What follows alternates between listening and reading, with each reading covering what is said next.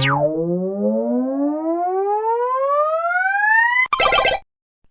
and welcome back to another video. So, I figured I'd take a look at, I think it was four series that nobody either really talks about or just kind of disappeared for various reasons. Now, one of these I'm only tentatively adding on here because it did have a game last year, but it's not a game I liked, and it's not exactly a real game in that respect.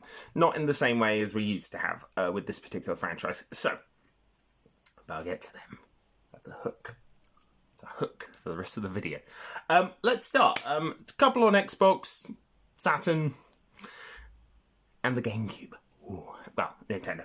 One Nintendo, one Sega, one Capcom, and one that is Fantagram.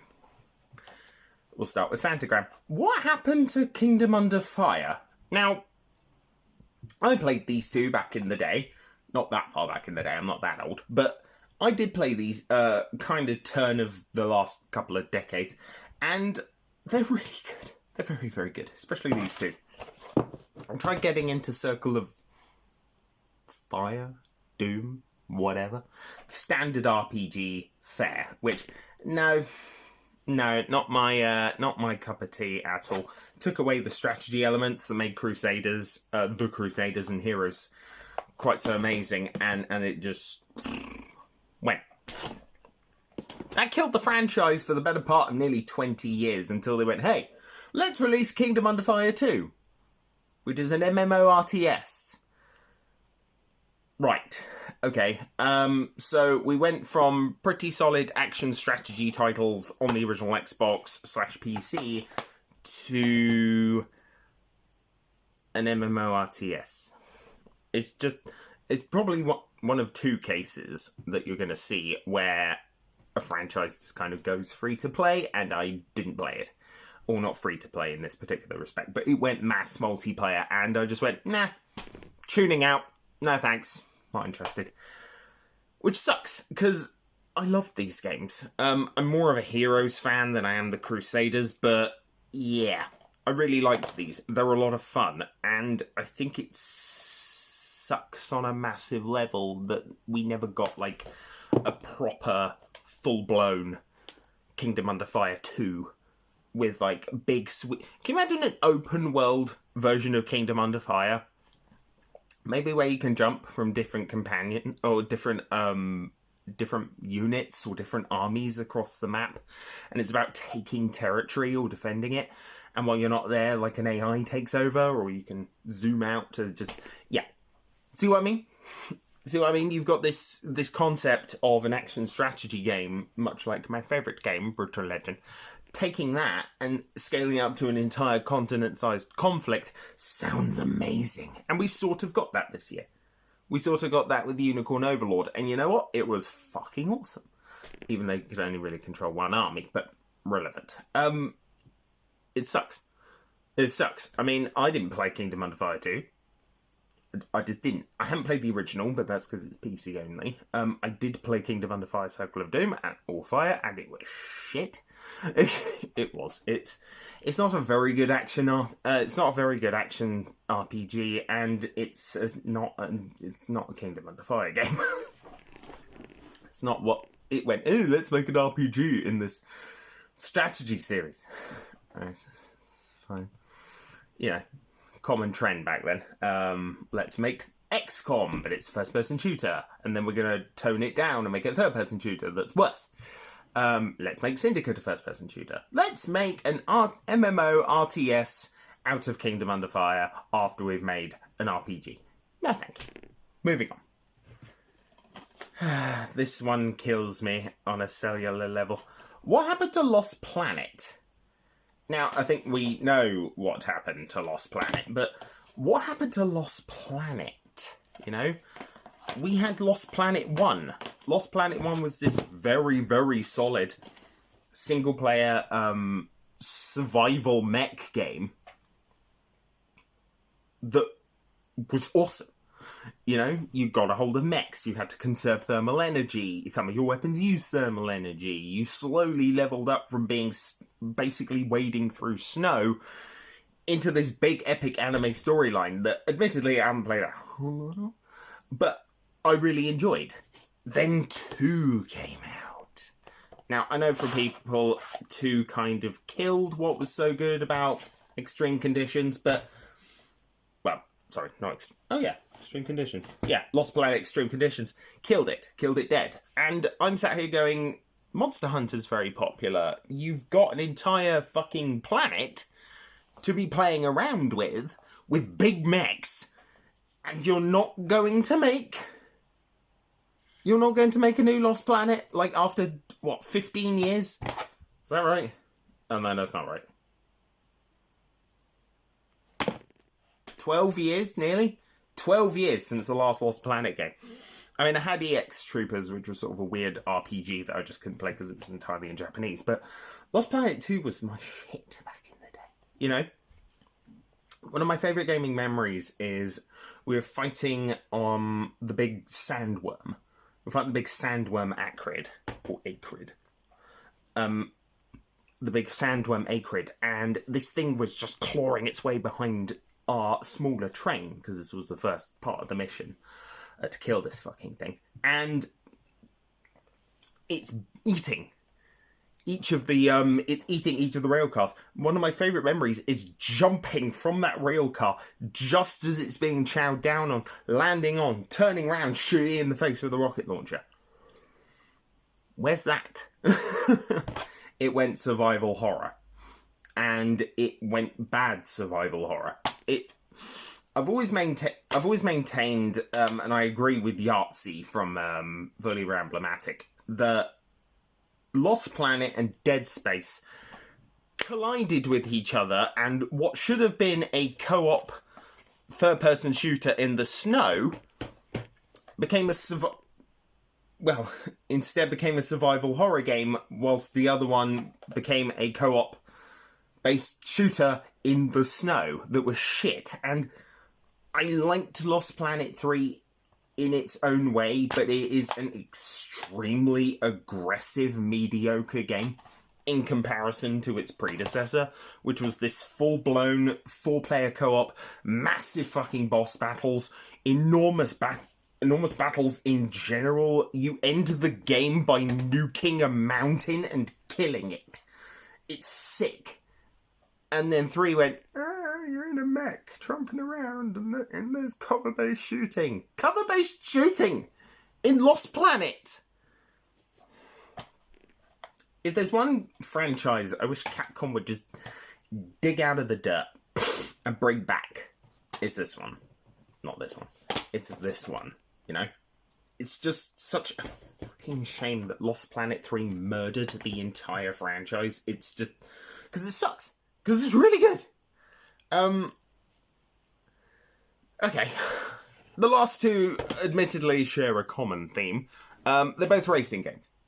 They're both racing games I really, really like. And one of them, I just don't know why we haven't gotten a new one. The last one, I know that. But why have we had a new Daytona? Like, I know Daytona is basically licensing, but there's nothing I love more than walking into an arcade when I can and hearing bellowing out above everything, Daytona. I love Daytona, and here's the kicker: I'm shit at arcade races, and 99% of them I despise, but Daytona has a very soft spot in my heart. I've got the Championship Circuit Edition and the original USA for the Saturn, and I really like both of them. Daytona USA 2001 is pretty solid. It's a very solid racing game. It's just with online. Add online. And yet we got Outrun 2 on the original Xbox. And I don't think we've had a Daytona since. Like, I know Sega just basically sort of filtered out. They went, we got Daytona and we got Sega Rally. Sega Rally, because we own the rights. But Daytona was awesome, man, in its own different way. It was the red to the white of Sega Rally. You know, the white and green car. It was the red and blue. It was just different. It had its own blood. And it was awesome. But yeah, I think it's a shame that series just died, because I fucking love that game. I fucking love those games. They're bloody good. The final one, and this is the one with the little asterisk next to it. Now, this had a race. It's a racing franchise. It had a new installment last year, and I said to my wife, if they announce this, I will eat my hat. I nearly did, until they announced that F-Zero 99 was a thing, and I love F-Zero. I haven't been able to do a full video because I've only actually got 3 games, so I'm kind of putting it off. 4 games, actually. F-Zero, F-Zero Grand Prix 2. It's really hard. It's very good. F-Zero X and F-Zero GX. Now, I love this game. Flat out. One of my favourites on the GameCube, bar none. Apart from a few. But even my favourite racing game. I like it over Donkey Kong. Not Donkey Kong. Mario Kart Double Dash. It's the future of racing. And they made it so good, and so difficult, that we didn't get another one for nearly 20 years. In fact, over 20 years. No, exactly. It took them 20 years to release a new F-Zero because they couldn't figure out what to do with it. So that's why it's dead. But then they went, hey, we're going to try F-Zero 99. I played that game. It sucks. It's garbage because it's designed to be more difficult than this. This is about skill. That's about random shit. Ooh, 99 races. Great. Cool. You can never fill up a lobby.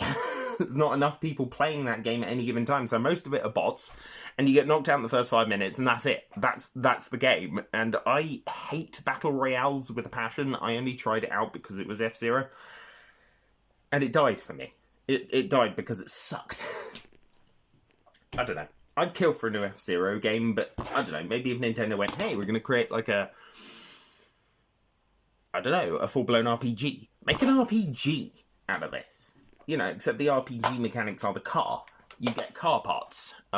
Maybe Captain Falcon gets involved in... Because the dude's a bounty hunter with the ability to hit things with fire. You smash. Not in canon. Sort of. My point is, it'd be kind of fun to have the racing element be the core part of it. But then you have, like, some other bits. Just some other bits on top of that. You know, like, you earn money by doing bounty hunter missions, and those bounty hunter missions are predominantly racing, but there's also like a beat 'em up element. That would be kind of cool. Because I think he has a gun, if I remember correctly. I think Captain Falcon has a gun, but, you know, the idea of him wailing on samurai... It's in the manual, I hope.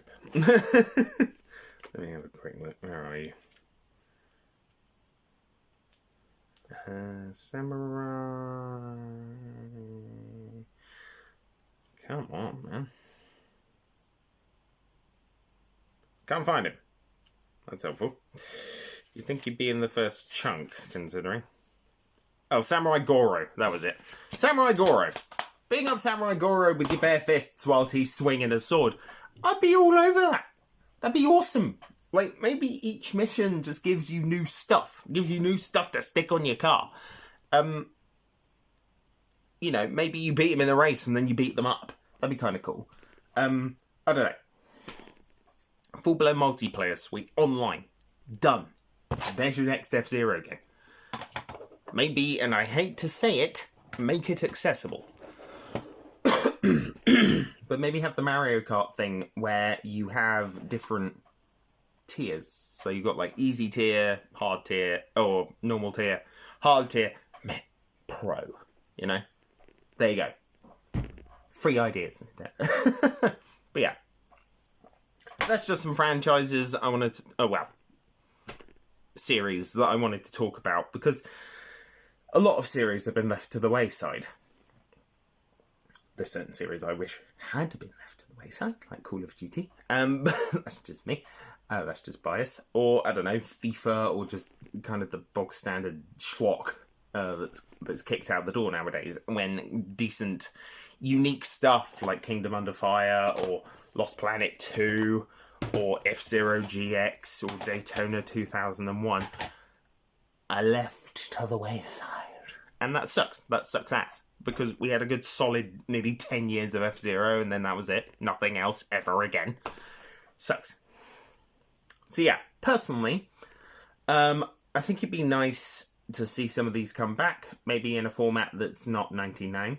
Maybe in a format where Capcom go, hey, look, Monster Hunter's crazy popular. What if we brought back this? What if we brought back a sci-fi element of Lost Planet? Give me a sort of pseudo-open world where you play as a... called Snow Pirates? I can't remember. Snow Pirates? Probably. Are you a snow pirate in this? Can't remember. You know what? I don't know. It doesn't say. But give me that. You know, give me a Monster Hunter game, but that just literally Lost Planet. Give me the grappling hook, but make it, I don't know, a bit more like a grappling hook. So, like, you fire it, it sticks into something, and then you can swing. Combine it with Bionic Commando, and I'm sold. That's it. There you go. There's a new Lost Planet. Kingdom of the Fire, you don't have to change too much, apart from maybe increasing the scale. And Daytona, just bring it back, man.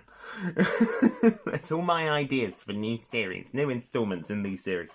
Anyways, guys, that's me signing off for another week. Next week, we're going to do something a little bit different as Game of the Year. So, I have compiled a list, big fat list, of my favourite games of the last 20 years.